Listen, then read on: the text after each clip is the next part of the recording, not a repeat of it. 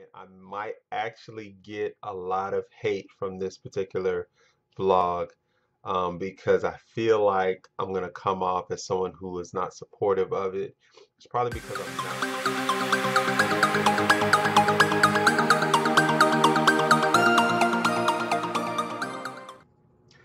Hey y'all, what's going on? It's your boy Coach E Kong, and this is my weekly vlog.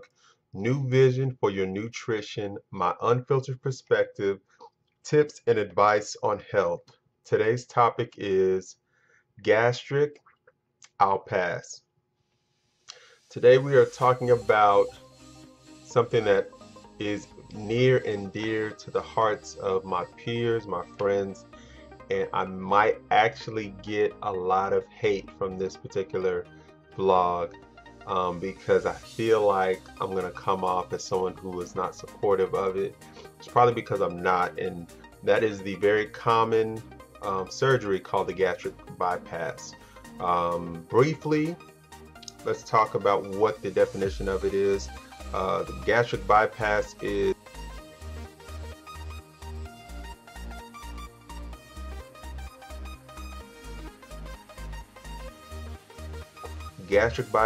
well tolerated and successful. However, small numbers of people who undergo gastric bypass surgery either fail to lose the weight or develop complications.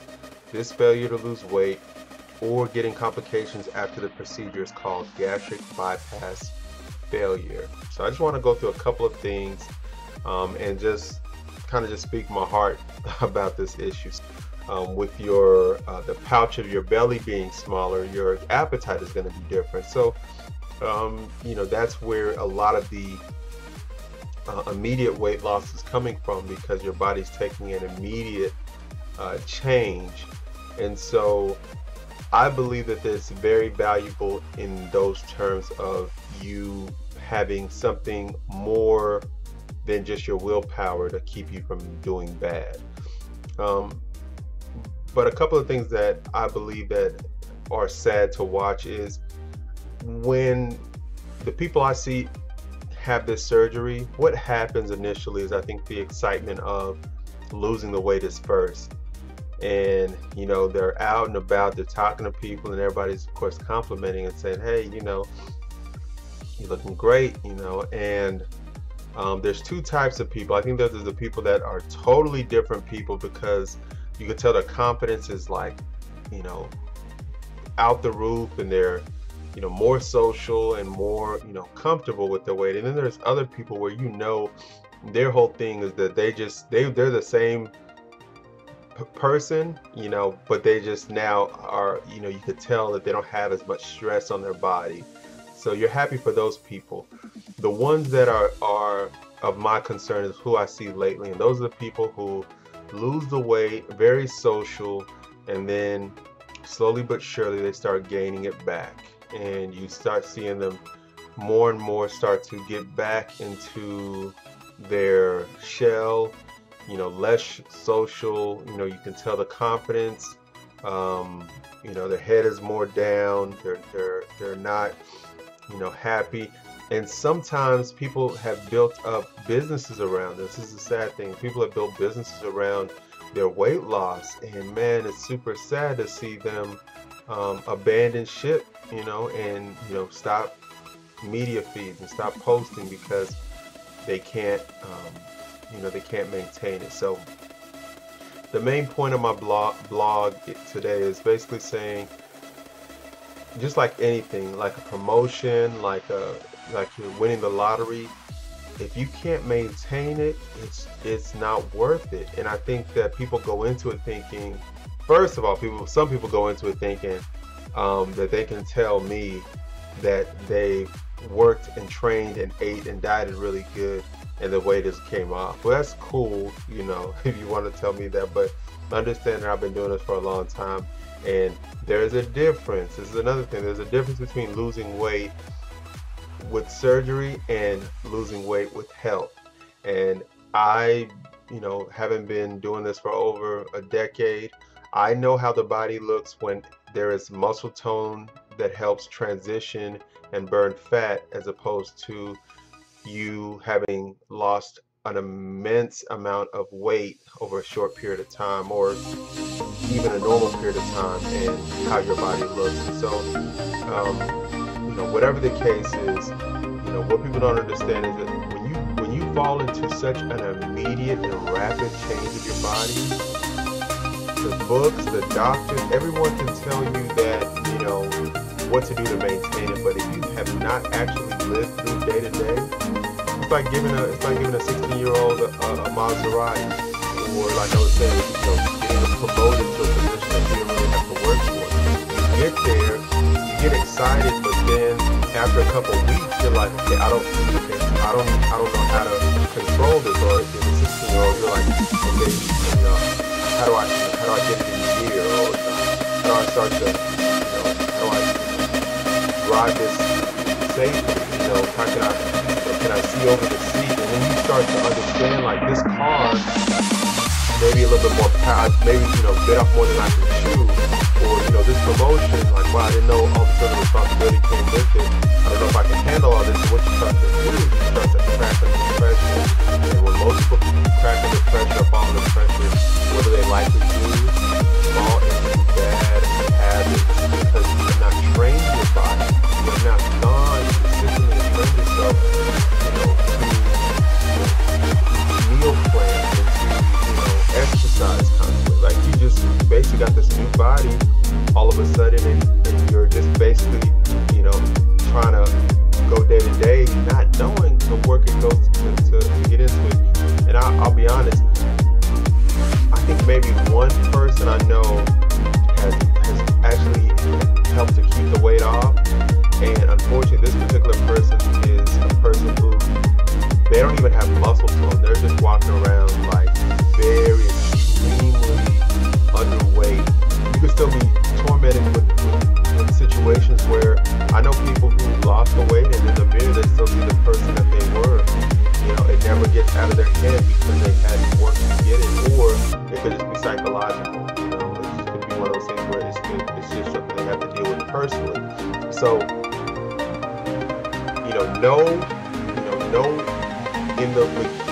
before you go into surgery, understand that even with surgery, you will still have to make sure the principles of losing weight and dieting are in place. A lot of doctors will tell you that before you even get the surgery, you have to actually show signs of exercise and dieting, and some people have to actually get down to a particular weight before they can get the surgery. Actually, most people have to go through that format to actually lose enough weight to get the surgery. But while you're in the process, you're still having to eat well, diet, and exercise. And to me, average price of surgeries are going to vary. But let's look right now. The average cost of gastric bypass. Now, granted, insurance will help take care of some of the surgery costs, so you don't necessarily have to worry about that sometimes, but not all the time, because I think for some people it can be deemed like a cosmetic surgery, so insurance will take care of it. The total cost of gastric bypass surgery is about $24,000 in the United States, although on a state-specific level it ranges from an average of $15,000 Arkansas to an average of $57,000 in Alaska.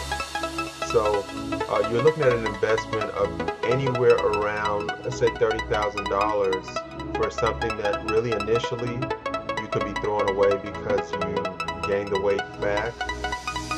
Because naturally you weren't able to maintain it. Now that's not to say that natural dieting doesn't have its flaws. It does, and people constantly have rubber band issues of gaining and losing on natural diet. So, not saying that there's a sure way, but I do know that you save a lot more money doing it naturally, trying to eat healthy and work out, than you would, actually going under the knife. And don't get me wrong, also I know there's people who may say, UK, like, there's like I'm at a point, where it would be, it'd be difficult for me to be working out with like a morbidly obese person. They have an issue where they really can do very little to get out of their situation. I'm not talking about that. I'm talking about the people who are literally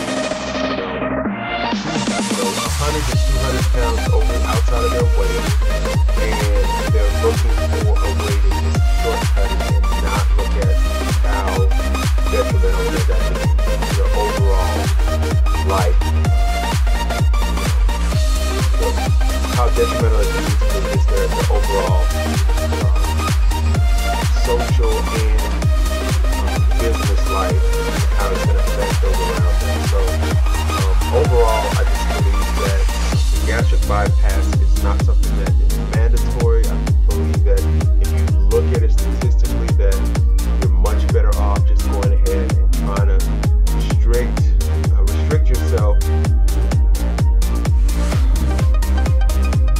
So in conclusion, I believe the gastric bypass is helpful for people who are morbidly obese, but I believe if you're looking for a shortcut, save your money, I think that it's much more realistic for you to actually hire somebody, get on a meal plan, get on a strict diet, have somebody work with you to naturally get the weight off, because I promise you, more than you know, the process of you actually doing it yourself is going to be something that you are physically experiencing, and physically, just like anything you learn, when you're actually doing it, it makes a whole lot more difference than when someone does it for you.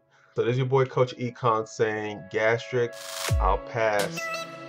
Put the work in, take the time to actually go through the process, and I promise you it'll be much more valuable at the end. All right.